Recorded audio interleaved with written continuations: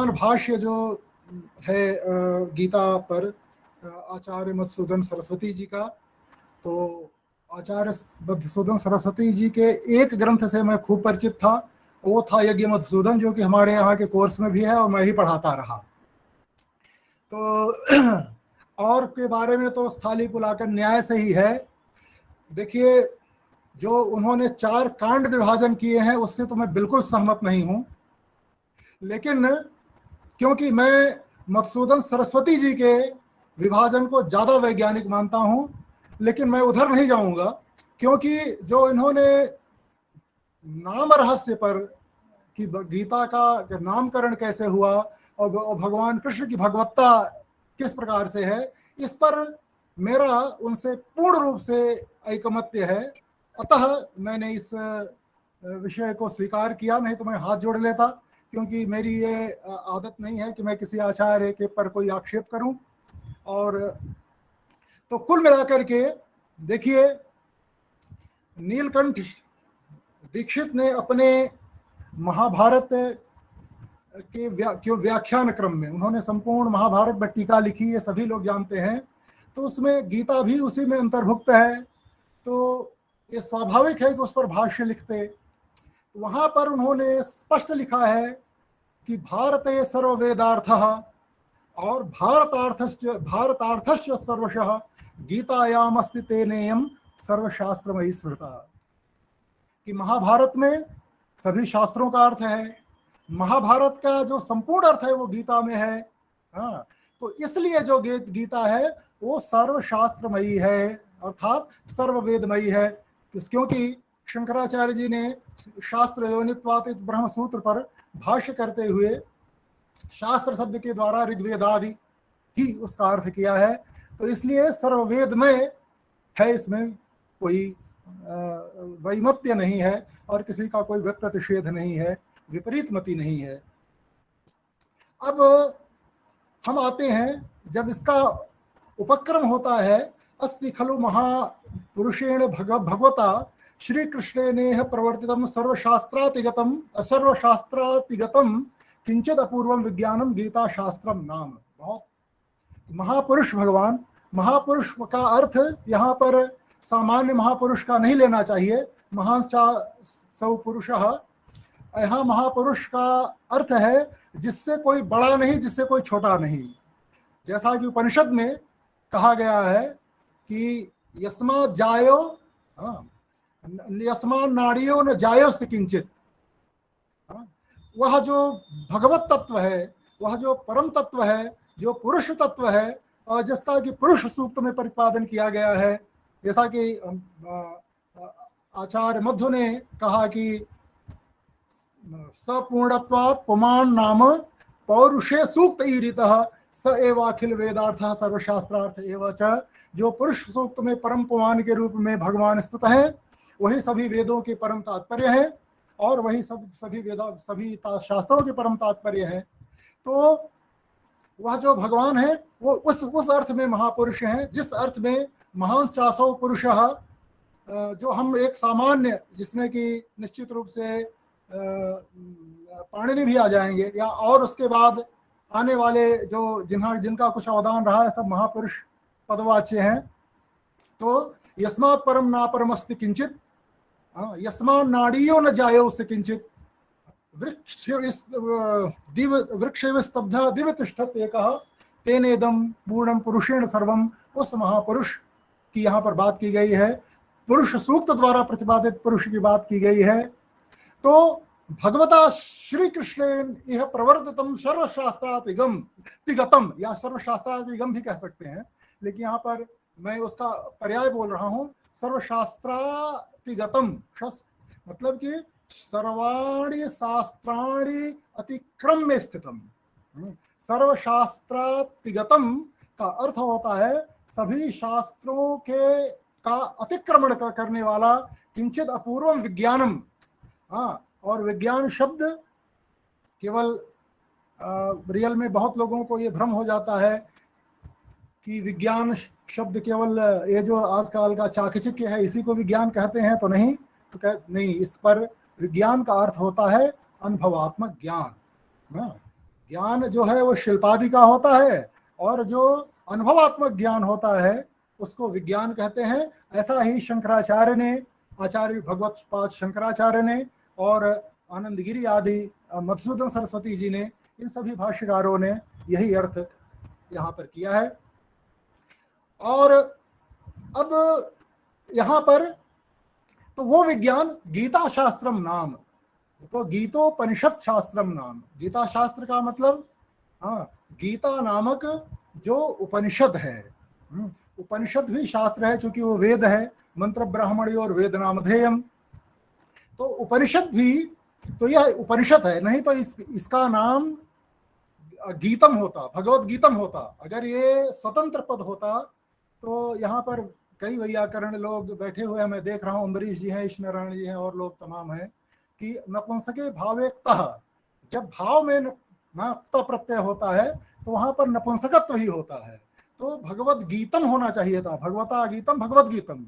लेकिन चूंकि भगवत गीता अपने आप में विशेषण है उपनिषद का, तो इसलिए, और उपनिषद सब स्त्रीलिंग है, और ये विशेषण जो होता है सामान्यतया विशेष निघ्न होता है, विशेषण विशेष निघ्न होता है। यहाँ यद्यपि ये कोई एकांतिक नियम नहीं है, वेदाह प्रमाणन इत्यादि स्थलों पर विशेषण विशेष के लिंग और वचन भिन्न भिन्न है, जिसका कि व्युत्पत्तिवाद आदि ग्रंथों में प्रतिपादन किया गया है। मैं उधर नहीं ले जाना चाहता, केवल एक संकेत कर दे रहा हूं, अगर आप लोग देखना चाहें तो वहां पर देख सकते हैं। तो एक यहाँ पर विशेषण पद है भगवत गीता, और उपनिषद का, उपनिषद इसका विशेष है। तो हमारे यहाँ एक पाणिनि एक वार्तिक है, विनापि, कात्यायन का वार्तिक है, विनापि प्रत्ययम पूर्वोत्तर पदयोर वालोपः, बिना प्रत्यय के पूर्व या उत्तर पद का लोप हो सकता है।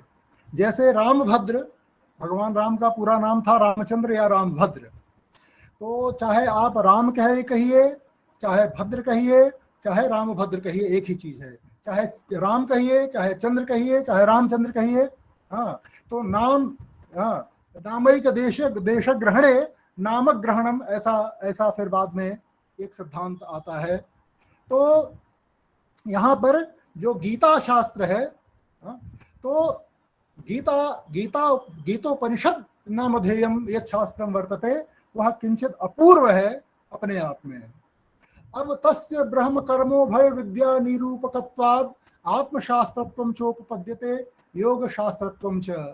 अब यहाँ पर आचार्य कहते हैं कि ब्रह्म और कर्म दोनों विद्या के निरूपक होने के कारण यह आत्मशास्त्र भी है। आत्मशास्त्र माने अध्यात्म शास्त्र, परमात्म शास्त्र, आत्मशास्त्र पर आत्म प्रतिपादकम शास्त्रम, मतलब परमात्मा प्रतिपादकम शास्त्रम।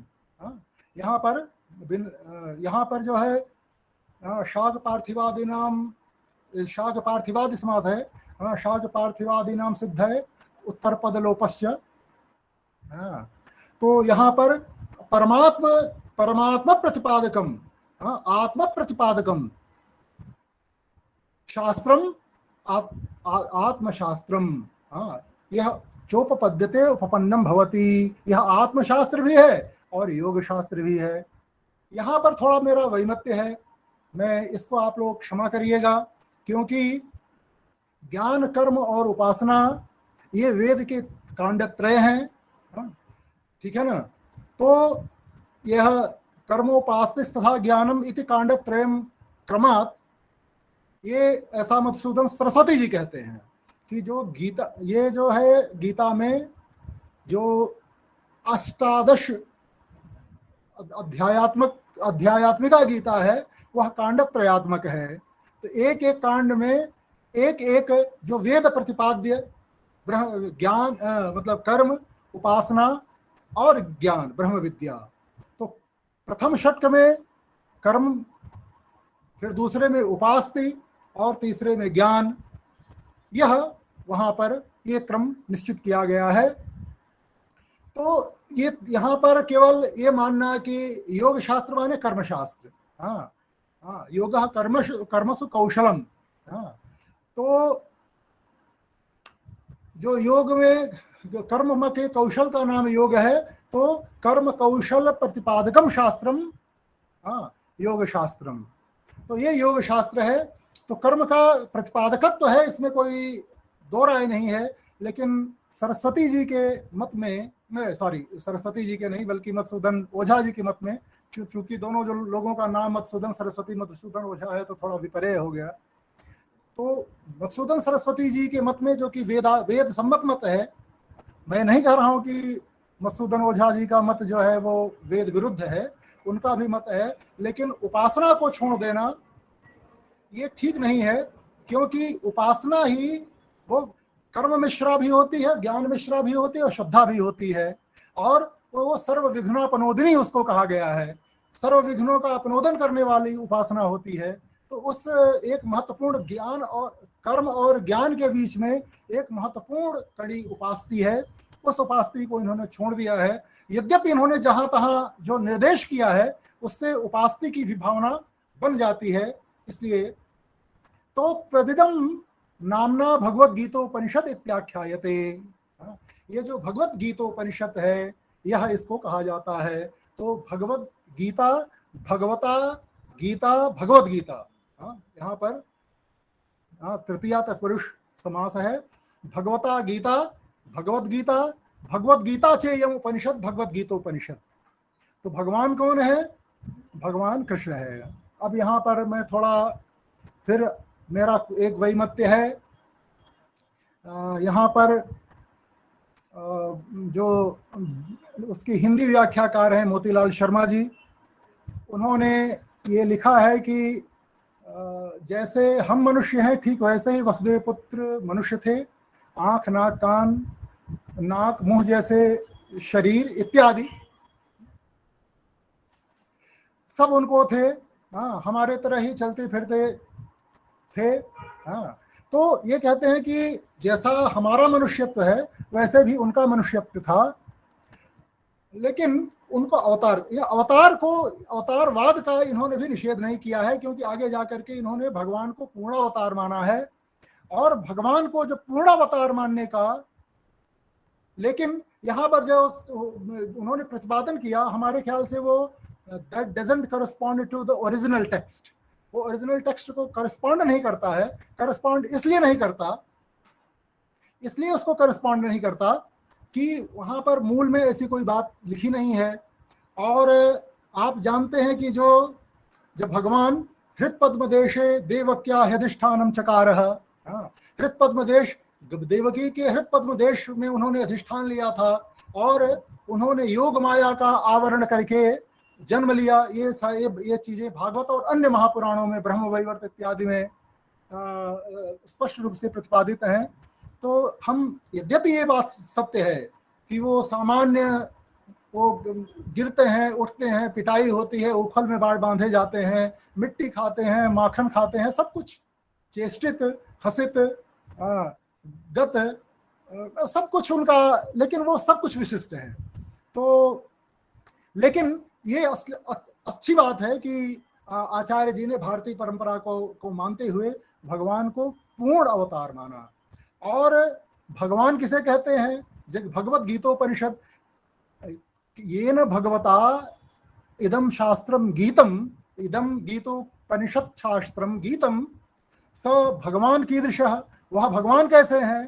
तो भगवान का हमारे शास्त्रों में अनेकत्र कई चीजें बताई गई हैं, जैसे उत्पत्तिम प्रलयम चैव भूतानाम अगतिम गतिम वेत्ति विद्याम अविद्याम च सवाच्यो भगवान इति। जो उत्पत्ति को जाने संसार को, और प्रलय को जाने जीवों के सहित जो चराचर जगत के अगति और गति को जाने, विद्या और अविद्या दोनों को जो जाने वह भगवान है। क्यों? क्योंकि वह विद्यात्मक होते हुए भी अविद्या की उपाधि से उपहित होकर के ईश्वर बनता है। और ये चूंकि माया मूल है, उपाधि और उपाधि जो है वह मतलब माया रूप है, इसलिए वस्तुतः भगवान परम ब्रह्म में, ईश्वर में और भगवान में एक भी लेश मात्र का भी कोई भेद नहीं है। और ये बात मैं नहीं कह रहा हूं, श्रीमद् भागवत महापुराण कहता है। क्या कहता है? वदन्ति तत्तत्त्वविदस्तत्त्वं यज्ञानम अद्वयम ब्रह्मेति परमात्मेति भगवानेति शब्दते। तत्तत्त्वविदः तत्वम, जो तत्वविद उसी तत्व को तत्व कहते हैं जो ज्ञान रूप है और अद्वय है। उसी को ब्रह्म कहते हैं, उसी को परमात्मा कहते हैं, उसी को भगवान कहते हैं। वह उपाधिवशात, जब वह सर्वोपाधि शून्य होता है, सो सर्वदा निर्मल निष्कल निष्कर्मा निर्धर्मक, तब वो परम ब्रह्म होता है। जगत सृष्टि के समय वह सोपाधिक होने से ईश्वर होता है और भक्तों पर अनुग्रह करने के लिए भगवान रूप। लेकिन ये वस्तुतः इन तीनों में कोई तात्विक भेद नहीं है। तो इसलिए वह विद्या को भी जानता है और अविद्या भी को भी जानता है। क्यों? क्योंकि न तो उससे बाहर विद्या है और न ही उसके बाहर अविद्या है। तो वह, और उसके बाद ऐश्वर्य से समग्रस्य धर्मस्य श्रेयः ज्ञान वैराग्योश्चैव शरणां भग इति गणा।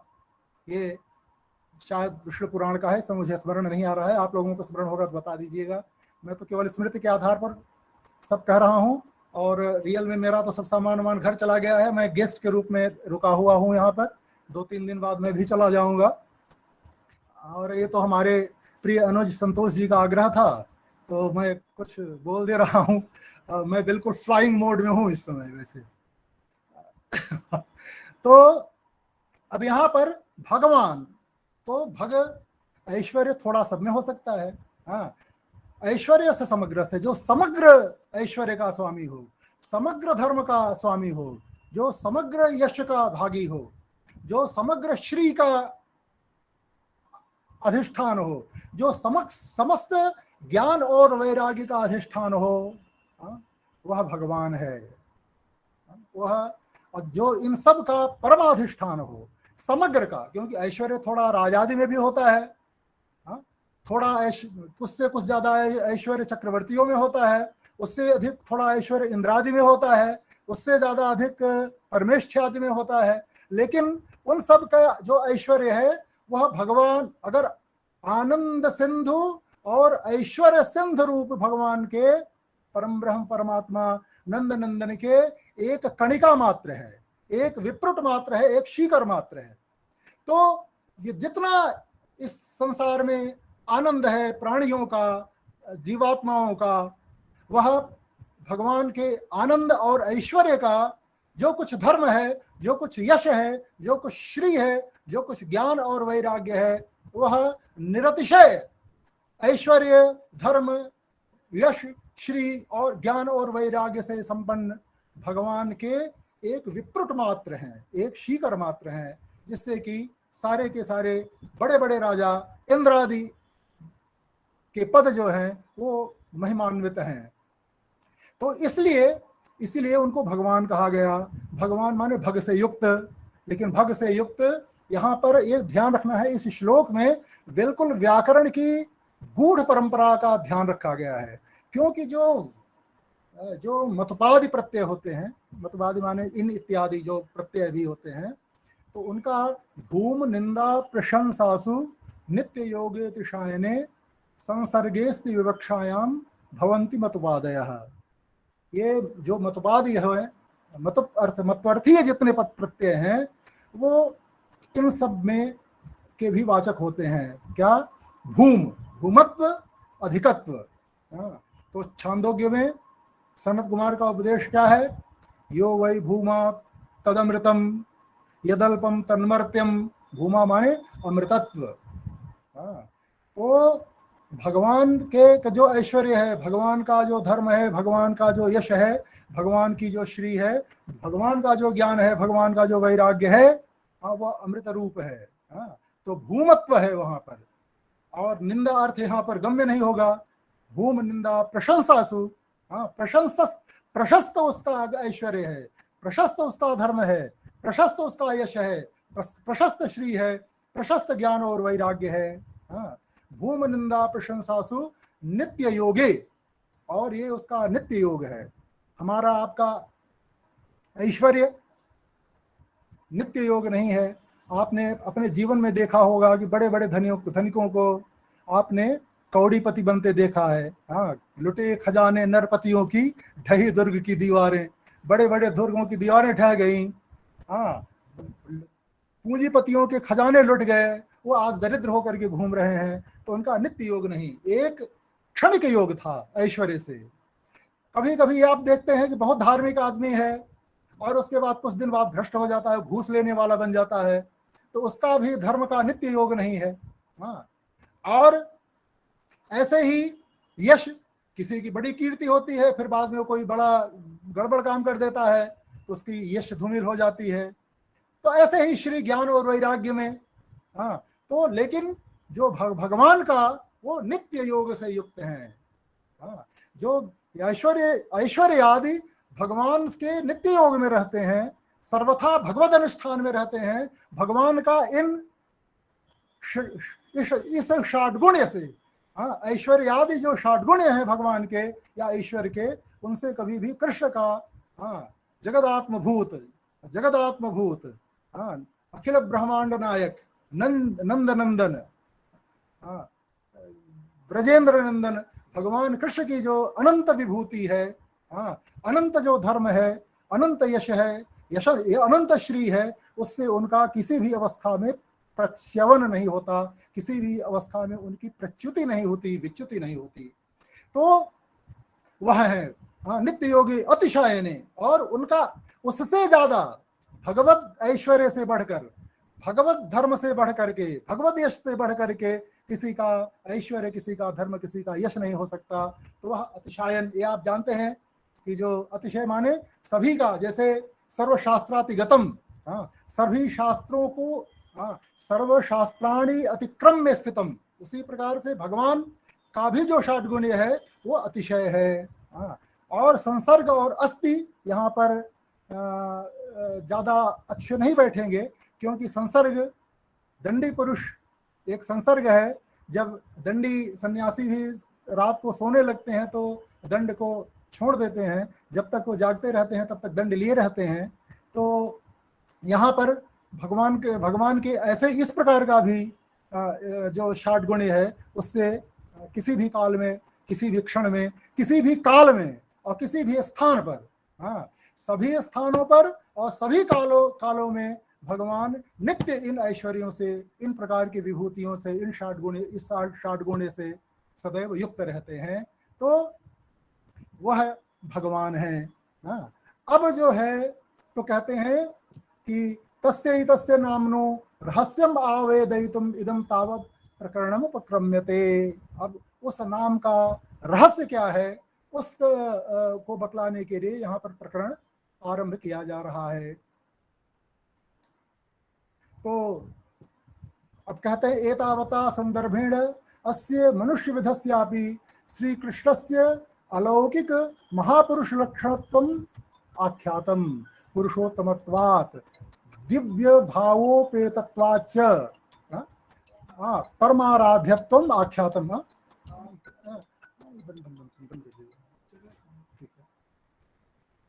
अब कहते हैं कि इसमें, हाँ, यद्यपि ये सही है कि वो गूढ़ कपट मानुष्य हैं, हाँ, इत्थम विचिन्त्यात्मरतः समायया गोपात्मजत्वम चरितैर्विडम्बयन्, गोपात्मजत्व अपने चरित्र से विडंबित करते हैं।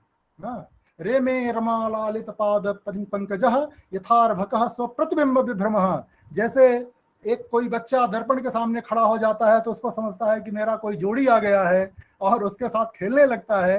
हाँ, उसी प्रकार से, हाँ, भगवान भी, हाँ, इत्थम निगुह जो आत्मरति समाया, इत्थम निगुह आत्मरति समाया, अपने जो वास्तविक स्वरूप को, हाँ, अखंड बोध को, हाँ, अखंड बोध को और अपने वास्तविक स्वरूप को छिपा करके, हाँ, हाँ, इत्थम निगूढ़ के निगूढ़ात्मरति भी ऐसा कहीं कहीं पाठ भेद, इत्थम निगूढ़ात्मरति, हाँ, निगूढ़ा आत्मरति येन इत्थम निगूढ़ात्मरति समाया गोपात्मजत्वम चरितैर्विडम्बयन्। चरितों के द्वारा गोपात्मजत्व को विडंबित करते हुए। तो मनुष्य है लेकिन गूढ़ कपट मानुष, ऐसा भागवत कहता है कि वो गूढ़ है, कपट मानुष्य है, वो मनुष्य नहीं है रियल में, लेकिन मनुष्य जैसी लीला करते हैं, इसलिए सामान्य लोगों को ऐसा लगता है कि ये कोई मनुष्य ही है। और ऐसा न होता तो फिर शिशुपाल आदि को उनके प्रति कंस आदि का उनके प्रति द्वेष न होता। गोपियां और जो उद्धव आदि जो भगवान के भक्त थे उनके वास्तविक स्वरूप को जानते थे, और जो शिशुपाल कंस आदि थे उनके स्वरूप को नहीं जानते थे। तो कहते हैं कि इसलिए श्री कृष्ण से अलौकिक महापुरुष लक्षणत्वम आख्यातम, वो कोई लौकिक महापुरुष नहीं है। लौकिक भी महापुरुष होते हैं, गांधी आदि ने बहुत अच्छे काम किए, आइंस्टीन ने बहुत अच्छे काम किए, उनको महापुरुष तो कहा जा सकता है, लेकिन लोकोत्तर महापुरुष नहीं कहा जा सकता। क्यों? क्योंकि वो उनका कालतः अवच्छेद है और देशतः अवच्छेद है। एक काल विशेष में हुए, एक देश में विशेष में हुए, और वो चले गए।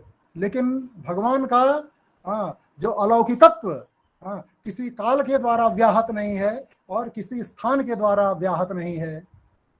तो महापुरुष लक्षणत्वम आख्यातम, उनका महापुरुषत्व, जन्म कर्म च मे दिव्यम, खुद भगवान कहते हैं। तो पुरुषोत्तमत्वात्, तो पुरुषोत्तम माने पुरुषेश उत्तमः पुरुषोत्तमः। देखिए, ये महाभाष्यकार ने, ईश नारायण आदि जी हैं, महाभाष्यकार ने कहा कि ये जो कई पाणिनि ने भी न निर्धारण अर्थ में जो समास नहीं होता, लेकिन पुरुषोत्तम आदि में समास हो सकता है।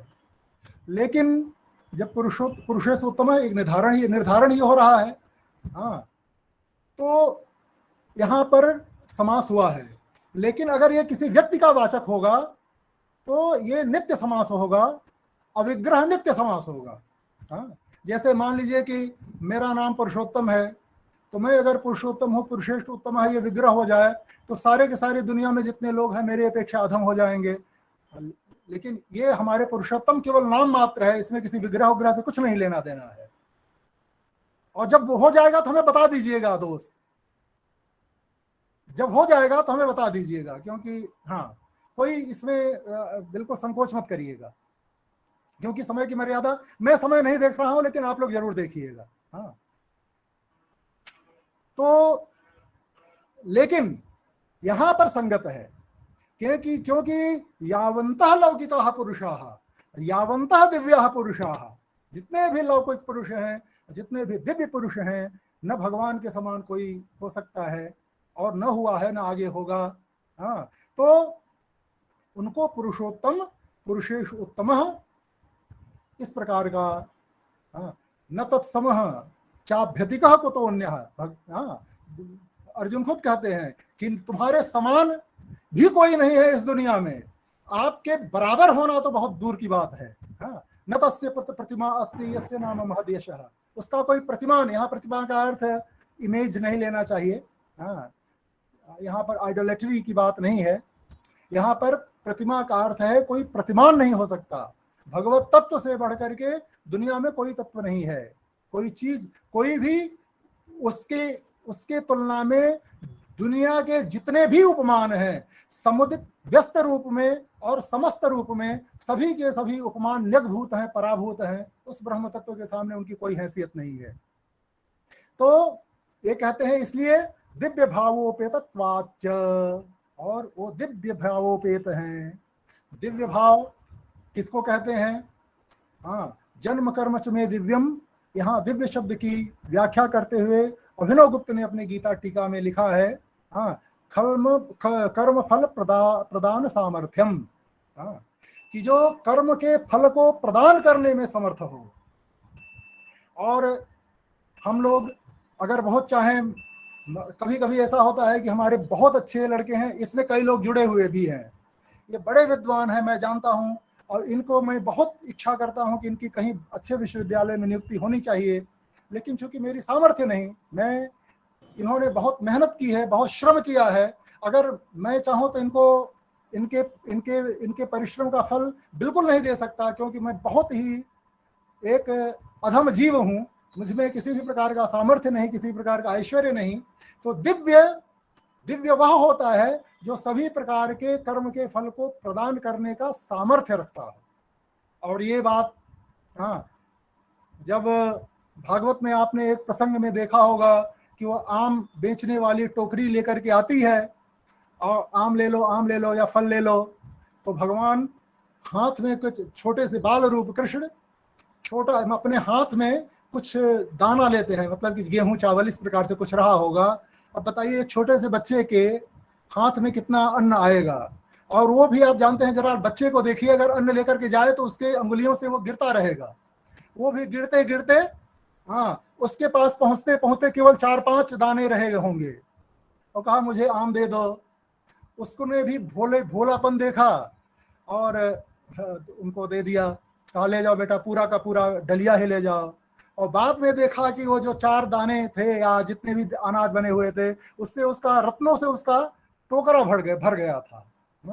तो इस प्रकार से जो दिव्य वह होता है, हाँ, जिसके अंदर दिव्य सामर्थ्य हो, हाँ, तो इसलिए परमाराध्यत्वम आख्यातम, इसलिए वह एकमात्र आराधत्य के रूप में उनकी वह प्रसिद्ध है। केवल उपास्य तत्व के रूप में, आराध्य तत्व के रूप में भगवान कृष्ण, हाँ, क्यों? क्योंकि वो आगे ये कहेंगे कि वो पूर्ण अवतार हैं। एते चांश कला पुंसः कृष्णस्तु भगवान स्वयं इंद्रारि व्याकुलम लोकम मृडयन्ति युगे युगे, ऐसा भागवतकार कहते हैं। हाँ, कि अन्य जो पुरुष हैं वो सब पुरुष भाव से ही है, सब विष्णु ही है, हाँ, लेकिन कृष्ण में पूर्णता है, सब में पूर्णता है, ऐसा नहीं है, लेकिन इसमें कुछ विशिष्टता है। और इंद्रारि व्याकुलम लोकम, इंद्रारि राक्षसों के द्वारा व्याकुल लोक पर ये समय समय पर युग युग में कृपा करते रहते हैं, उनके ऊपर दयालुता दिखलाते रहते हैं। तो वही एकमात्र उपास्य हैं। वो राम रूप में हो सकते हैं, वो कृष्ण के रूप में हो सकते हैं, वो भगवती पराम्बा राजराजेश्वरी त्रिपुर सुंदरी के रूप में हो सकती हैं, वो भगवान कामेश्वर सर्वजनेश्वर सर्वशक्ति संपन्न भगवान सदाशिव के रूप में हो सकते हैं। तो वह कृष्ण तत्व किसी भी रूप में हो सकता है, क्या? क्योंकि भगवती ललिता का ही वचन है कि कदाचिद ललिता देवी, कदाचिद ललिता देवी धृत श्री कृष्ण विग्रह वेणुनाद विनोदेन मोहयत्यखिलम जगत। तो अहम च ललिता देवी, मैं ही ललिता देवी हूँ, ऐसा भगवान कृष्ण कहते हैं। तो इस प्रकार का जो वैशिष्ट्य है, इस प्रकार का जो वैशिष्ट्य है भगवान कृष्ण में, तो इसलिए वही उपास्य हैं, इसीलिए वही एकमात्र ध्येय हैं, वही एकमात्र ज्ञेय हैं। और यह उत्तम श्लोक गुणानुवाद, भागवत ही कहता है, यह उत्तम श्लोक गुणानुवाद संगीयते भीक्षम मंगलघ्नः तमेव नित्यम शृणुयाद भीक्षम कृष्णे अमलाम भक्तिम अभीप्समानः। भगवान कृष्ण में जो अगर भक्ति की इच्छा है, भक्ति को प्राप्त करने की का अभिलाष है, तो उनके गुणगण का, उनकी कथाओं का नित्य श्रवण करना चाहिए। कथा इमास्ते कथिता मही इत्यादि के द्वारा इसी का प्रतिपादन है। तो एकमात्र जो परम ध्येय और जो परम ज्ञेय हैं वो भगवान कृष्ण हैं। इसलिए तेन एतस्य उपास्यत्वं च सुव्याख्यातम भवति। तो इसलिए उनका वही उपास्य है, एकमात्र उपास्य वही है। इसीलिए मधुसूदन सरस्वती जैसे जो भक्त मतलब कि ब्रह्म ज्ञानियों के शिरोमणि हैं, वो भी कहते हैं वंशी विभूषित करार नवनीरदाभात पीतांबरात अरुण बिंब फलाधरोष्ठात पूर्णेन्दु सुंदर मुखात अरविंद नेत्रात कृष्णात् परम किमपि तत्वम हम न जाने। ठीक है ना? वेदांत वीथि पथिकैरुपास्याः स्वराज्य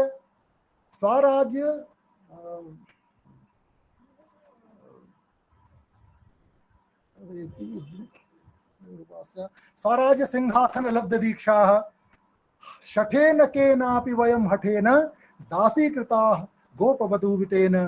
हाँ, ये पता एक कौन एक शठ है जिस और जो कि गोपियों का विट है, उसने हठ पूर्वक हमें अब दास बना कर रखा है। हमारी सारे के सारे जो क्लेशों का नाश हो गया है, ब्रह्म तत्व का आविर्भाव हो गया है, लेकिन उस निर्गुण निर्विकार ब्रह्म तत्व ज्योति रूप जो ब्रह्म तत्व है उसको भी व्यर्थ करता हुआ यह कालिंदी के पुलिनों में विहार करता हुआ कौन सा काला कलूटा सा ये बालक है कि जो मेरे चित्त से उतरता ही नहीं है, तो वही एकमात्र उपास्य है।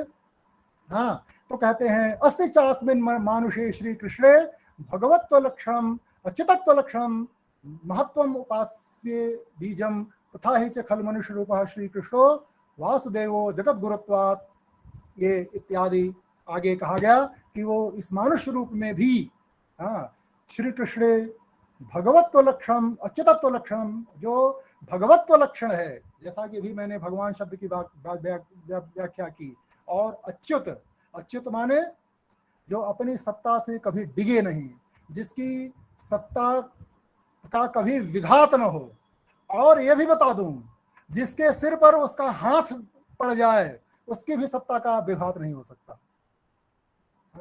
तो ऐसा जो परम पुरुष के रूप में भगवान श्री कृष्ण हैं, उनके द्वारा यह गीत उपनिषद है।